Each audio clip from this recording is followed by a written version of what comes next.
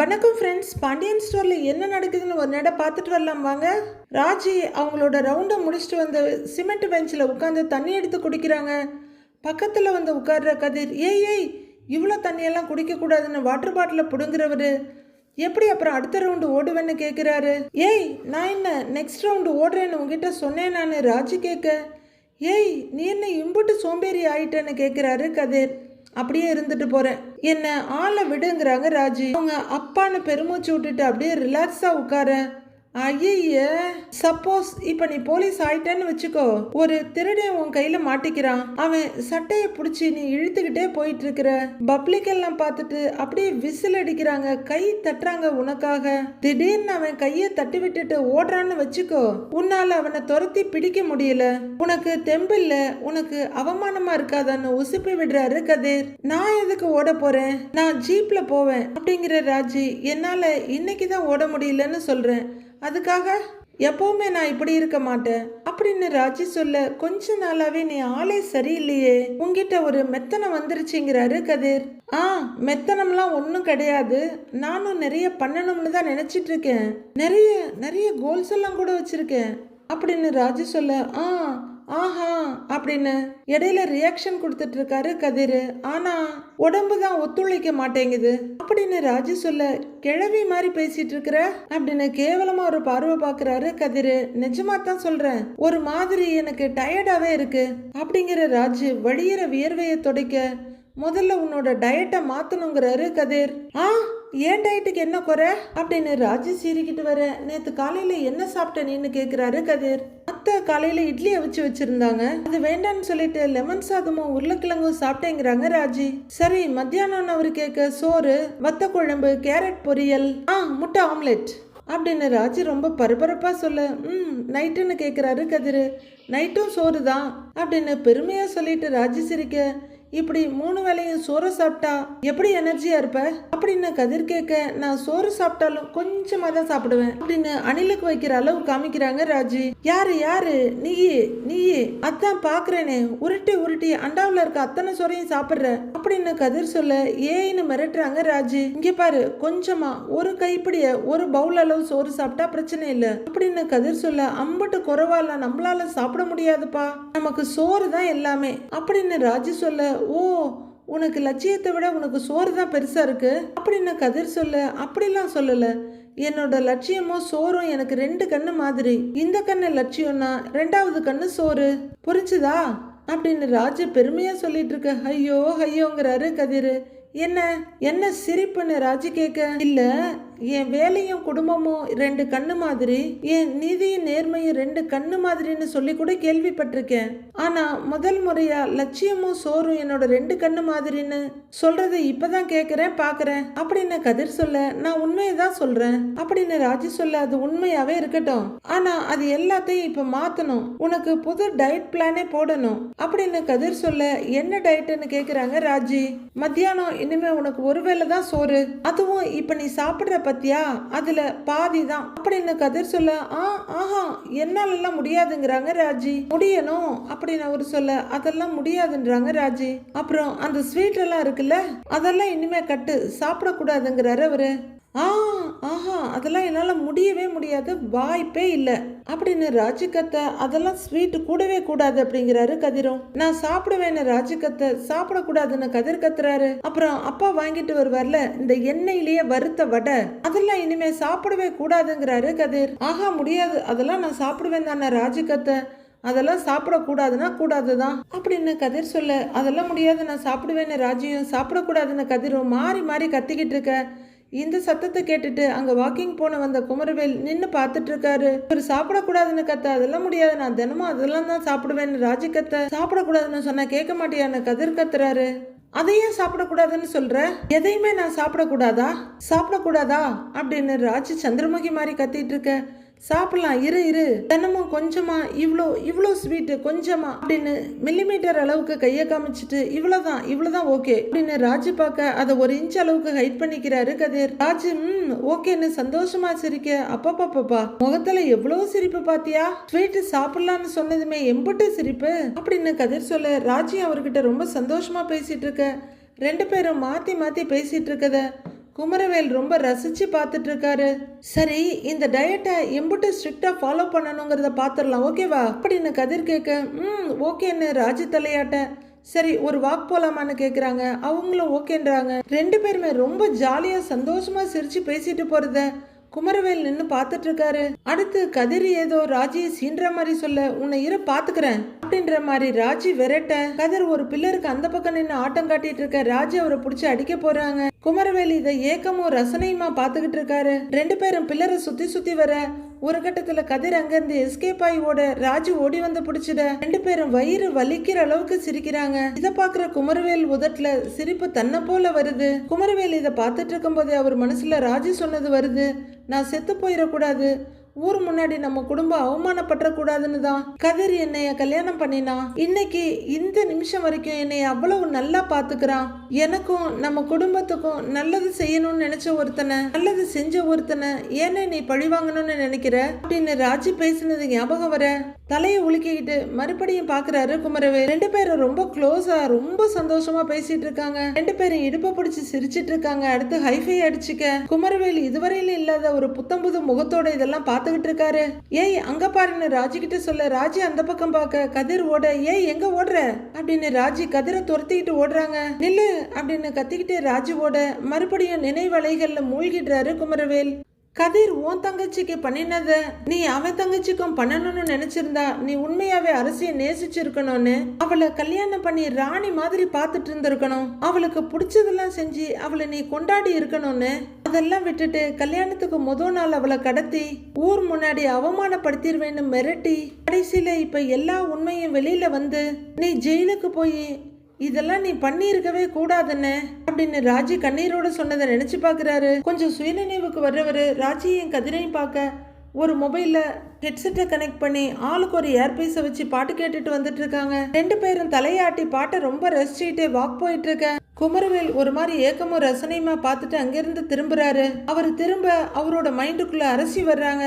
பாண்டியனை பழிவாங்கணும்னு நினைக்கிறவர் அவர் வண்டியை நிறுத்துறப்ப, ஏதாவது ஒரு வேலையை கூட உன்னால உருப்படியா செய்ய தெரியாதா, தண்டகர்மம் தண்டகர்மம் தண்டகர்மம் அப்படின்னு தலையில நங்கு நங்குன்னு மொட்டினது அவருக்கு ஞாபகத்துக்கு வருது. பாண்டியன் கோவமா பார்த்துட்டு இருக்க, அறிவுன்றது கொஞ்சமாவது இருக்கா இல்லையா, பெரிய இவ மாதிரி உள்ளர போய் சுத்தி பார்த்துட்டு வர்ற போ அப்படின்னு புடிச்சு தள்ளி விட்டது அவர் மைண்டுக்குள்ள வர ரொம்பவே சங்கடப்பட்டுட்டு நடந்து வர்றாரு குமரவேல். வீட்டுல இந்தங்க அப்படின்னு வடிவு கொண்டு வந்து ட்ரேயை நீட்ட முத்துவேல் ஒன்று எடுத்துக்கிறாரு. இந்தாங்க தம்பின்னு சக்திவேல் பக்கம் ட்ரே நீட்ட அவரு ஒரு டம்ளர் எடுத்துக்கிறாரு. அடுத்து இந்தாங்க தன்னு பாட்டிக்கிட்ட கொண்டு வந்து நீட்ட அவங்களும் எடுத்துக்கிறாங்க. ஏமா வடிவு குமார் எங்கம்மான்னு பாட்டி கேட்க, அவன் இன்னும் எழுந்திருக்கல அத்த அப்படின்னு வடிவு சொல்றாங்க. ராத்திரி பூரா தூங்குறானா இல்லையான்னு பாட்டி கேக்குறாங்க. எங்க அத்த, நேத்து அவன் மில்லுல இருந்து வரும்போது மணி 2 அப்படின்னு வடிவு சொல்ல குழம்பி போற பாட்டி, மில்லுல இருந்தானா 2 மணி வரைக்கும் மில்லுல என்னம்மா பண்ணா அப்படின்னு பாட்டி கேட்க, ஆத்தா வேலையெல்லாம் ஒன்றும் இல்லை, சும்மா விட்டத்தை முறைச்சு பார்த்துட்டு உட்காந்துருப்பான், பகலையும் இதை தான் ஆத்தா பண்ணிட்டு இருக்கான் அப்படின்னு சலிப்போட அம்மா கிட்ட சொல்ற சக்திவேல், அண்ணே குமரவேலை நினைச்சா எனக்கு ரொம்ப பயமா இருக்குன்னு, பித்து பிடிச்ச மாதிரி சுத்திக்கிட்டு இருக்கிறானு, இப்படியே இருந்தான்னு வைங்களேன்னு என் பையனை பறி கொடுத்துருவோமோன்னு நெஞ்சு படபடன்னு அடிச்சுக்குதுன்னு, எனக்கு இருக்கிறது ஒரே பையன்னு, அவனுக்கு மட்டும் ஏதாவது ஆச்சுன்னு வைங்க நான் உசுரோடவே இருக்க மாட்டேன்னு கலங்கி போய் சொல்றாரு சக்திவேல். ஐயோ சக்தின்னு பாட்டி பதறிட்டு இருக்க, அப்பதான் அங்க வந்து நின்ன மாரியும் பதறி போய், என்னங்க நீங்க என்ன பேசுறீங்கன்னு கேக்குறாங்க.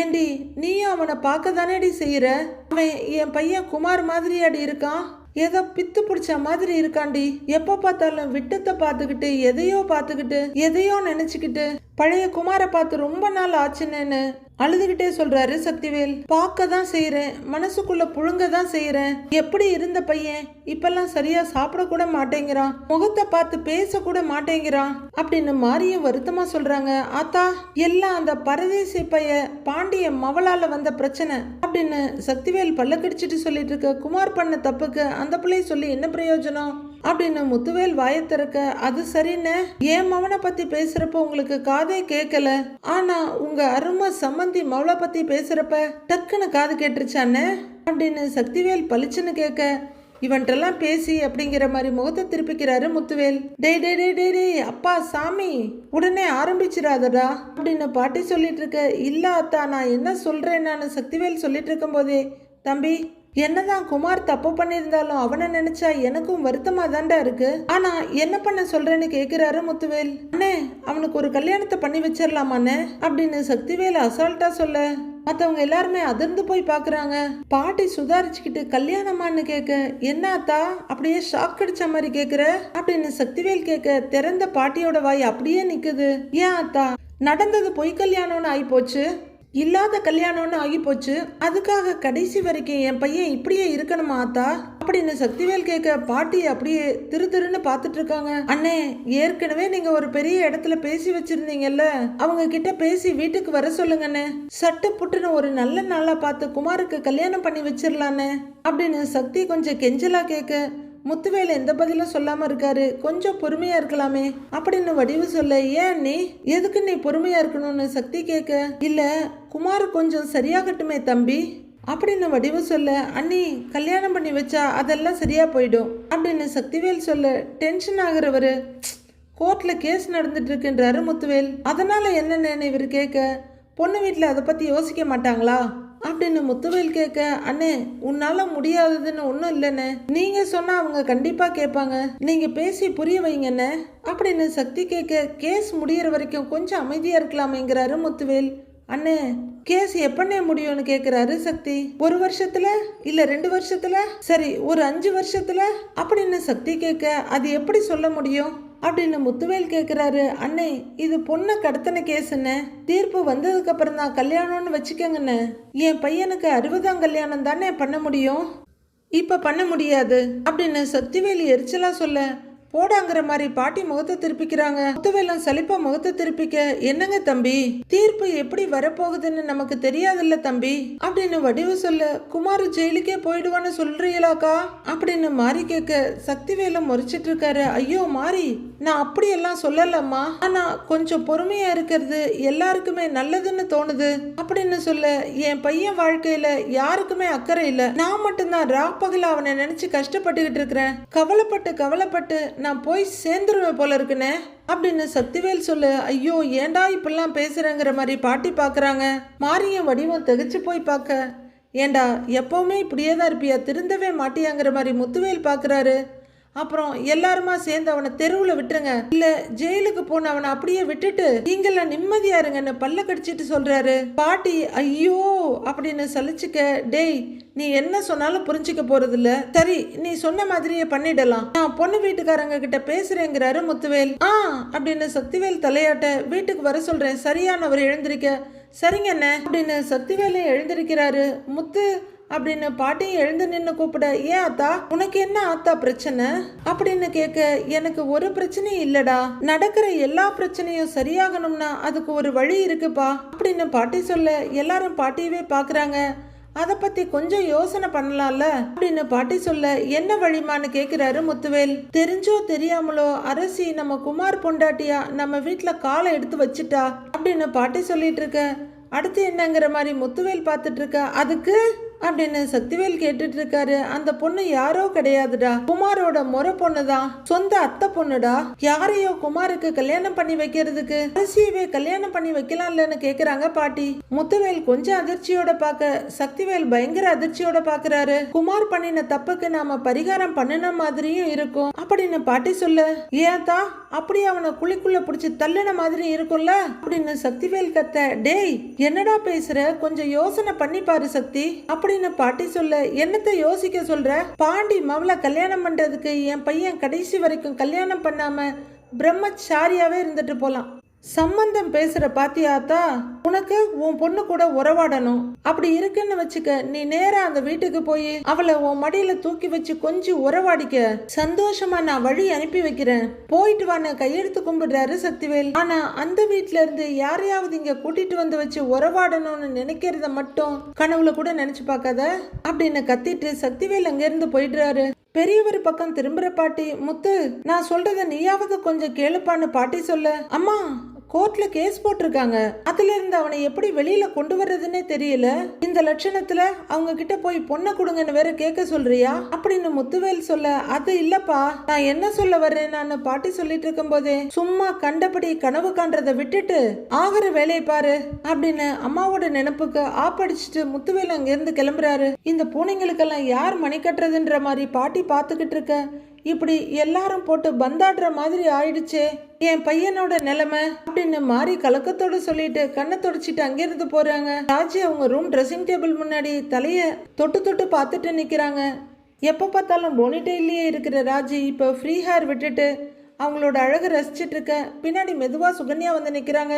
வந்துட்டு ராஜின்னு கூப்பிட, வாங்க அப்படின்னு ராஜி திரும்பி நின்று அவங்கள ரிசீவ் பண்ண சுகன்யா அங்குலமா அந்த ரூமை அலசிக்கிட்டு இருக்காங்க. எங்களுக்கு கொடுத்த ரூமை விட உங்க ரூம் பெருசோ அப்படின்னு சுகன்யா கேட்க, இல்ல எல்லாமே ஒரே அளவு தான் அப்படின்னு ராஜி சொல்றாங்க. இல்ல இந்த ரூம் பெருசா இருக்க மாதிரில இருக்கு அப்படின்னு சுகன்யா சொல்ல, என்னமோ இந்த ரூமுக்கு இப்பதான் தடவை வந்த மாதிரி சொல்றீங்க அப்படின்னு ராஜி கேட்க, ஆமா கதிர் எங்கன்னு கேக்குறாங்க சுகன்யா. அவரு வெளியே போயிருக்காரு அப்படின்னு ராஜி சொல்ல, அப்படின்னு திருப்தியா தலையாடுறாங்க சுகன்யா. எதுக்குடி வந்தங்கிற மாதிரி கண்ணாலேயே ராஜி பாத்துக்கிட்டு இருக்க. உன் வீட்டு கதையெல்லாம் உன் காதுக்கு வருதா இல்லையா அப்படின்னு சுகன்யா கேட்க, ஆர்வத்தை அடக்க முடியாம என்ன கதைன்னு கேக்குறாங்க ராஜி. வேற என்ன, உன் அண்ணன் கதை தான் அப்படின்னு சுகன்யா சொல்ல, என்னங்கிற மாதிரி அப்படியே பார்த்துட்டு நிக்கிறாங்க ராஜி. மொத்த குடும்பமும் அவனை நினைச்சு வருத்தப்பட்டு இருக்கு. உன் சித்தி தான் பாவம், அவங்கள பார்க்கவே முடியல. 24 மணி நேரமும் ஓயாம அழுதுகிட்டே இருக்காங்க. இப்ப கூட நான் அங்க இருந்து தான் வர்றேன். 1/2 மணி நேரமா என்னை கட்டி பிடிச்சி அழுதுச்சு. எப்பவுமே குறும்பா பேசிக்கிட்டு சந்தோஷமா இருந்த அக்காவை இப்படி பார்க்க என்னால முடியவே இல்லை. உனக்கு உன் வீட்டை நினைச்சு கஷ்டமாவே இல்லையா அப்படின்னு சுகன்யா கேட்க, கஷ்டமா தான் இருக்கு, ஆனா என்ன பண்ண முடியும் அப்படின்னு ராஜி கேட்க, நீ உன் சித்திய பார்த்து ஆறுதலா 4 வார்த்தை பேசலாம் இல்லைன்னு கேக்குறாங்க சுகன்யா. அவங்க என் மேல இன்னும் கோவமா இருக்காங்க, என் கூடலாம் அவங்க பேச மாட்டாங்க அப்படின்னு ராஜி சொல்ல, நீ தான் அப்படி நினைச்சுக்கிட்டு இருக்க, ஆனா உன் சித்தி உன்னை பார்த்து பேசணும்னு சொல்லுச்சு அப்படின்னு சுகன்யா சொல்ல, அவங்கள ஒரு பார்வை பாக்குறாங்க ராஜி. ஆமா கோவிலுக்கு வர முடியுமான்னு என்ன கேட்க சொல்லுச்சு அப்படின்னு சுகன்யா சொல்ல, அப்பவும் ராஜி முகத்துல எந்த உணர்ச்சியும் காட்டாம அப்படியே பார்த்துட்டு இருக்காங்க. என்ன நம்பிக்கை இல்லையா அப்படின்னு சுகன்யா கேட்க, நீங்க யாரையாச்சும் பார்க்க வர்றாங்கன்னு சொன்னாலே எனக்கு பயமா இருக்கு அப்படின்னு ராஜி சொல்ல, என்ன பயம்னு கேக்குறாங்க சுகன்யா. ராஜி அவங்கள அப்படியே அமைதியா பார்த்துட்டு இருக்க அவங்களுக்கே புரிஞ்சிருது. ஓ அரசி விஷயத்த சொல்றியா அப்படின்னு கேட்க ராஜி ஆமான்னு தலையாட்டுறாங்க. அரசி கல்யாணத்துக்கு முந்தின நாள் குமார் பார்க்கணும்னு சொன்னதை சொல்றியா அப்படின்னு சுகன்யா கேட்க, ராஜி எந்த பதிலும் சொல்லாம அவங்க கண்ணையே பார்த்துட்டு நிக்கிறாங்க. ஒரு நிமிஷம் தலை குனிகிற சுகன்யா, என்னமோ அரசியை கடத்திட்டு போற ஐடியாவையே நான் தான் கொடுத்தேங்கிற மாதிரி நினைச்சிட்டு இருக்கீங்க, ஆனா உண்மை வேற. அதை சொன்னா நீங்க யாரும் நம்ப போறது கிடையாது. சரி அந்த கதை இப்ப எதுக்கு? உன் சித்தி சாயங்காலம் மாரியம்மன் கோவிலுக்கு போறாங்களாம், உன்னையும் அங்க வர சொன்னாங்கங்கிறாங்க சுகன்யா. ராஜி இன்னமும் ஒரு நம்பாத பார்வை பார்க்க, உனக்கு பார்க்கணும்னு தோணுச்சுன்னா நீ அங்க போ. போ ராஜி, பார்த்து பேசு. உனக்கு தோணுச்சுன்னா மட்டும் போமா, நான் சொன்னதுக்காகலாம் நீ போக வேண்டாம். அப்புறம் அங்க ஏதாவது நடந்துச்சுன்னா அந்த பழியெல்லாம் என்னால சுமக்க முடியாது அப்படின்னு தலையாட்டிட்டு ரூமை விட்டு வெளியே போயிடுறாங்க சுகன்யா. ராஜி யோசனையா நின்னுட்டு இருக்காங்க. மாறி கோவில்ல நின்னுட்டு இருக்க, மணி அடிச்சிட்டு இருக்கு. அவங்க ஒரு எதிர்பார்ப்போட வாசலையே பார்த்துக்கிட்டு இருக்க. ராஜி அங்க வந்து சித்தி அப்படின்னு கூப்பிடுறாங்க. மாரிய ரொம்பவே நெகிழ்ந்து போய் ராஜி அப்படின்னு கூப்பிட, சித்தின்னு மறுபடியும் இன்னும் கொஞ்சம் பக்கமா போறாங்க ராஜி. ராஜின்னு ரொம்பவே குலுங்கி அழ ஆரம்பிச்சிடுறாங்க மாறி. சித்தி என்ன சித்தி பண்றீங்க, என்ன ஆச்சு, ஏன் அழறீங்கன்னு அவங்க தோல்ல கைய வச்சு கேக்குறாங்க ராஜி. நான் இருக்கிற நிலைமையில நான் அழாம என்ன பண்ணணும்னு நீயே சொல்லு அப்படிங்கிற மாதிரி கண்ணில் வழியிற கண்ணீரை தொடச்சுக்கிட்டு, வீட்டில் இருக்கிற நிலைமை உனக்கு தெரியுமான்னு தெரியல, என் பையன் உன் அண்ணன் குமார் அவனோட நிலைமை உனக்கு தெரியுமான்னு எனக்கு தெரியல, எனக்கு என் புள்ள குமாரை பத்தி நினைச்சாலே தூக்கமே வரமாட்டேங்குது ராஜி, சாப்பிட்ற சாப்பாடு கூட எனக்கு தொண்டையில இறங்க மாட்டேங்குது, மறுபடியும் என் புள்ள ஜெயிலுக்கு போய் அந்த சித்திரவதையெல்லாம் அனுபவிப்பான்னு நினைச்சாலே எனக்கு செத்து போயிடலான்னு இருக்குன்னு சொல்லி தலையில அடிச்சுக்கிறாங்க மாறி. சித்தி கோவில்ல வச்சு என்ன பேசுறீங்க நீங்க அப்படின்னு ராஜி மிரட்டலா கேட்க, மனசு கேட்கல ராஜி, கேட்கலன்னு சொல்லிட்டு ரொம்பவே அழறாங்க மாறி. நானும் ஒரு பொம்பளை தான், நான் பெறலனாலும் உன்னையும் என் பிள்ளையா வளர்த்தவதான். பொம்பளை பிள்ளைங்களை பெத்தவங்களோட வலி வேதனைய அறிஞ்சவதான். குமார் செஞ்சது சரின்னு நான் ஒரு காலமும் சொல்ல மாட்டேன். நான் அப்படி சொன்னா கும்பிடுற சாமி கூட என்ன மன்னிக்காது. அவன் செஞ்சது தப்புதான், அது எனக்கு தெரியும். ஆனா என் புள்ள ஜெயிலுக்கு போயிட்டா நான் என்ன பண்ணுவேன்? நான் வேற யாருக்காக வாழுவேன் சொல்லு ராஜி? நான் யாருக்காக வாழணும்? அவன் செஞ்சதெல்லாம் எனக்காகவா செஞ்சான் சொல்லு? உன்னை ஏமாத்தி கதிர் கூட்டிட்டு போனதா நினைச்சுதானே இதெல்லாம் செஞ்சான். நீயே அதை போன வாரம் சொல்ற வரைக்கும் நாங்கெல்லாம் அதைத்தானே நினைச்சுக்கிட்டு இருந்தோம். உனக்காக தான் உன் அண்ணன் எல்லாமே செஞ்சான், நம்ம வீட்டுக்காக தான் அவன் எல்லாத்தையுமே செஞ்சான் அப்படின்னு மாறி பயங்கரமா அழ. சித்தி, எனக்குமே அண்ணனை நினைச்சா ரொம்ப கவலையா தான் இருக்கு. அண்ணனோட நடவடிக்கைக்கு நானும் காரணம்னு நினைக்கும் போது என்னால தாங்கவே முடியல. ஆனா நான் என்ன செய்ய முடியும் அப்படின்னு ராஜி கேட்க, ராஜியோட கையெடுத்து கையில வச்சுக்கிட்டு, நீ நினைச்சின்னா எல்லாமே முடியும் ராஜி அப்படின்னு மாறி சொல்ல குழப்பமா பார்த்து புரியலங்கிறாங்க ராஜி. நீ நினைச்சா குமாரை இந்த கேஸ்ல இருந்து விடுவிக்க முடியும் அப்படின்னு மாறி சொல்ல, நானா அப்படின்னு ராஜி அதிர்ச்சியா கேட்க, ஆமா நீதான் ராஜி, நீதான் உன் வீட்டுல பேசணும். அவங்க குமார் மேல கொடுத்த கேஸ வாபஸ் வாங்க வச்சிடுமா அப்படின்னு அழுதுகிட்டே ராஜியோட கையெடுத்து நெத்தில வச்சுட்டு கும்பிடு போட்டு அழறாங்க மாறி. ராஜி அப்படியே அதிர்ந்து போய் நிக்கிறாங்க. கேஸ வாபஸ் வாங்க வையே அப்படின்னு மாறி மறுபடியும் கேட்க, அதிர்ச்சியோட அட்மோஸ்ட் டாப்ல நிக்கிறாங்க ராஜி. அடுத்து என்ன நடக்க போகுதுன்னு நாளைக்கு பார்க்கலாம் ஃப்ரெண்ட்ஸ்.